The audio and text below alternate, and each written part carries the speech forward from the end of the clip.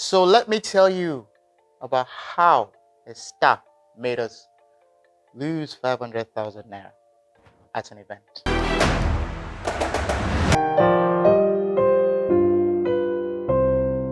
So we're planning this event. It was in December. It was an end of year party, and it was a location. It was the client's location, and 2 days to the event, the client had said, "Oh, we need to put in some more air conditioning in this space." The event was on a Friday. The event was on a Thursday. It was the day before the Experience Lagos. The Experience is the largest gospel concert in Africa. So, I mean, as a result, practically a lot of the vendors in Lagos are booked in terms of air conditioning, tents, chairs, all the works, generators. So, I tried to get air conditioning from our regular vendors.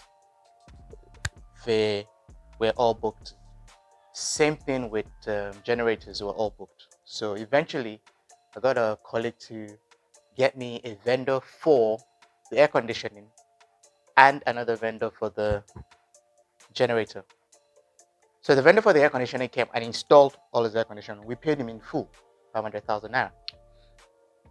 But I mean, I couldn't test anything because the generator hadn't arrived. So the vendor for the generator was meant to bring the generators the morning of the event. On the day of the event, one issue, truck broke down. This happened, that happened. We kept chasing him to bring it in, and there was one story of the other. This happened, that happened. Eventually, the generator did not get to the venue till about 30 minutes after the event started. So, I mean, all those ACs that were installed were not on. So I put a particular staff member in charge, and I said, you know what? Stay on top of this generator, guys. Make sure the generator comes on so that we can power the air conditioning.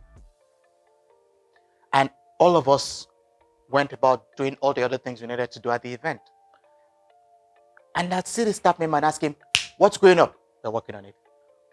See him again, what's going on? They're working on it. What's going on? And then this went on for about an hour and a half. And then I eventually decided to go to where they were trying to fix it. I found out that the key to open the generator was missing. That's what they had been trying to find. There was a cable that they needed to connect to the generator to the power source. They didn't have that cable. And instead of this staff member to have told us all the things that were going on, he just kept saying, they're working on it, they're working on it. If he had mentioned it, we would have tried to source it from somewhere else, found somebody else to get something, and those things would have been sorted. At the end of the day, the ACs never came on till the event ended. And of course, the client says, we can't pay for ACs that we did not use. Mind you, we paid for those ACs. It was the generator that didn't work.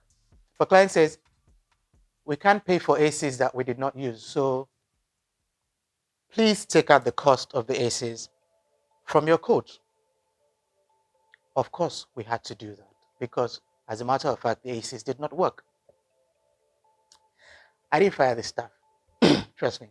But what I learned was you need to understand the capacity of each of your staff. You need to know the kind of things you can give them to handle.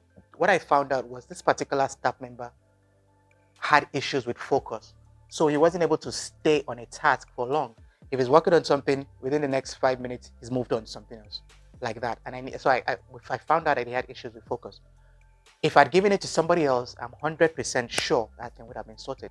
So you need to understand the competence level of your staff. You need to know what you can give them to handle. What I realized about this particular staff member was I put him in another area. So he's good with creative aspects. He's good with doing briefs. He's good when it comes to things like decor, when it comes to putting together presentations, when it comes to social media. I realized he was good at that. So I made him focus on that. And I brought other people to handle other areas. So when it came to issues of you needed things done urgently, I realized I wasn't the man for the job. It's extremely important to know what each of your staff can handle and put them in their areas of strength. Put them in their areas of strength. It will help you. It will help you to see their weaknesses. It will help you to see the areas where they'll flourish at. It's the same way they say a fish cannot survive out of water because that's not his breathing space. So you need to understand the competence levels of your people so that you can effectively put them in places where they will flourish. That was a 500,000 naira lesson that I learned.